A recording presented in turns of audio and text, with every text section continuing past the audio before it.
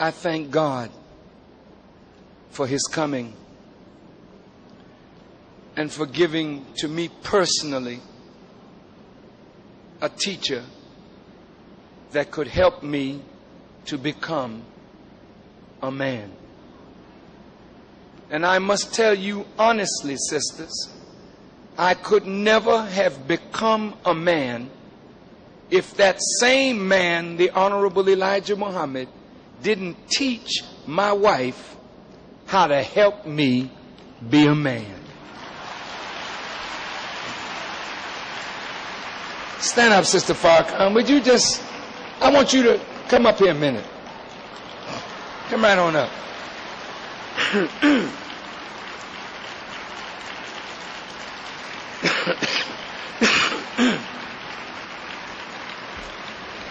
They say behind every great man there's a woman alive. Beside every man and sometime in front of every great man there's a woman. Ain't that right, Sister Muhammad?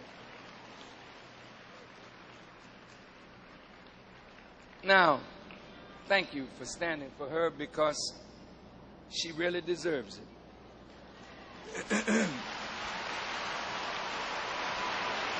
Would you be seated? The Honorable Elijah Muhammad taught her how to help me to become a man. I ain't going to let her say this, but she would tell you if I wasn't here that I wasn't always the man that I am today. She would tell you I was a mess. She might say that.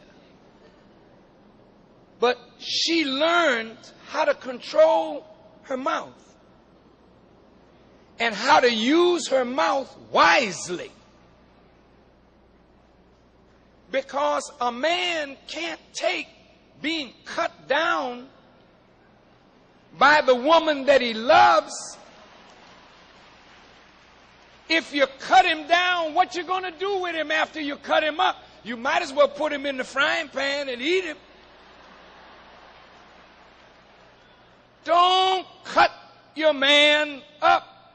All black men have the potential to be godly, powerful, great men, but you got to know how to bring it out of them.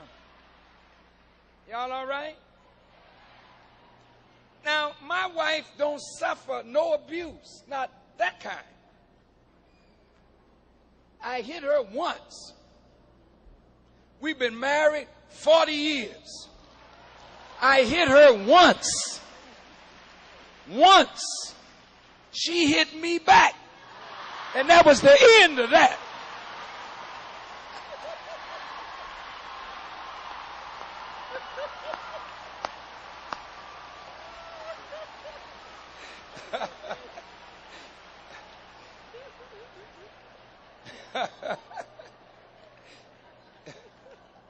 Sister, this is true confession night. But I felt so bad because she and I have known each other since she was 8 years old and I was 11 years old. In a couple of months, we will have been married 41 years.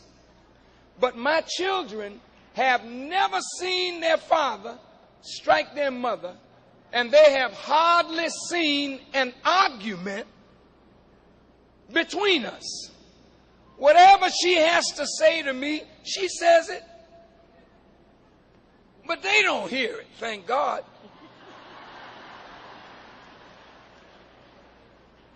But I hear it. That's important. When you beat up your man in front of the children, you cutting him down. He don't feel like he's a man anymore. So now his voice gets loud. Then he grab you in the throat. And before you know it, you're waltzing around the house. And the children are devastated watching you all beat each other up. Sometimes if it's in the kitchen, you'll stab him. Or if it's in the bedroom, you'll shoot him. So most of the domestic violence is due to man and woman not knowing how to properly relate to each other in a time where there's so much stress on the man, on the woman, and on the children in a racist society. Thank you, sweetheart. She has given me 9 children, and we have 25 or 26 grandchildren and 1 great-grandchild, and many more on the way.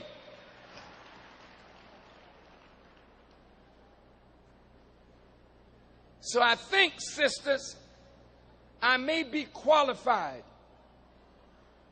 to say a few things to you that will help you make his life and your life better.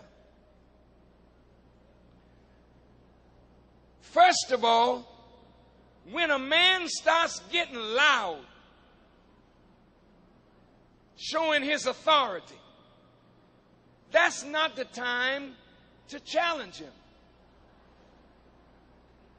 That's like the policeman on the corner saying, all right, get off the corner. And you're going to say to him, look, man, I'm a taxpayer. I should be on the Eurotel. Now he said, oh, yeah?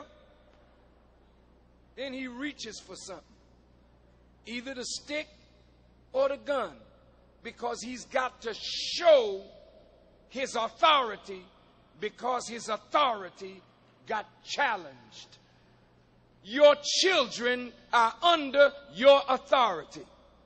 So when you raise your voice at them, what child do you have that can raise their voice back at you and still have teeth?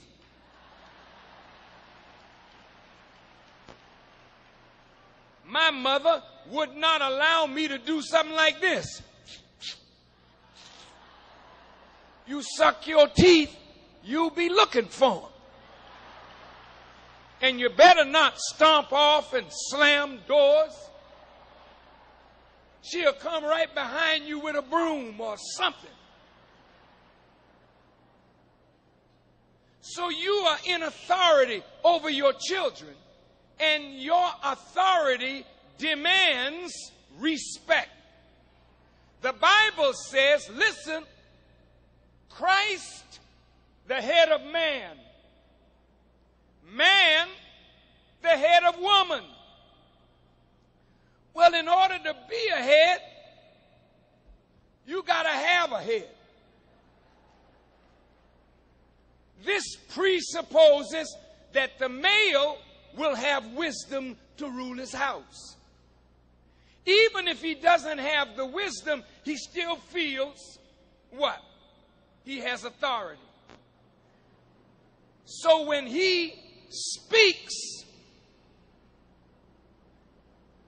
and you give him a heavy word back, he got to come back with one heavier. Then before you know it, the voices rise, decibel after decibel. Now he's being beaten in the argument because most of the time he can't win the argument. And now when you beat him in the argument, the only way he can win is to beat you with his fists. Who wins in that kind of situation? Nobody. So my wife was trained that when I acted the fool, don't act it with me. She ain't no soldier for me to order around, but sometime I would give orders. And I thought that I was a good FOI, a good fruit of Islam. I'm giving orders to the men around the mosque. I should be able to come home and give some orders. She's very wise. She didn't say, She just waited till I calmed down. Said, now, such and such and so and so and so and so, such and such and so and so. Do you understand so and so? Well, talking to me like that, she preserved my little budding manhood. She didn't crack it up, because she could have cracked it up so easy. But if she cracks up my manhood, what is there for her to love after she destroys me? So she's trying to build me into something that she can love. Isn't that beautiful?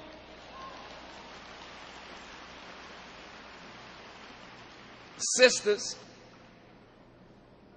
many of you are professional women.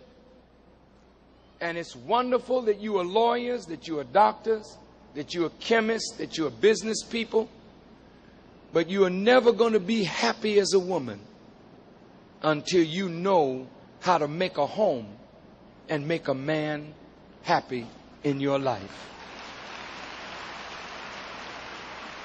Sisters, I don't care how much the law practice is successful and you got money and you got a BMW and you got a nice home. I mean, many of you would trade all of that if you just had a good man that you could come home to. And so, sisters, when you get a man that's worth investing in, learn how to help cultivate him. Because if you're going to give children to that man, you want that man to stay around and help you rear your children. You don't want to run him out the house. You want to keep him coming home and working hard and bringing the money home. This is what you want. Now, let's look at reality. Reality says the black man today is in trouble. There's no work for him. And he's really not interested in the type of education that's being offered. He's hanging on the corner. He's into drugs or gangs. He joins the army or he's in prison. And what you got as a pool to pick from is little or nothing to make something of your life and his. This is reality now. So the men that are out there, many of them don't know how to handle you. You're too strong. You're too black. You're too powerful. So when you beat him down, he goes out and he changes. And all of a sudden, a strong man becomes sweet. Listen now, I'm serious. You got beautiful, handsome, strong black men out there that have turned into women.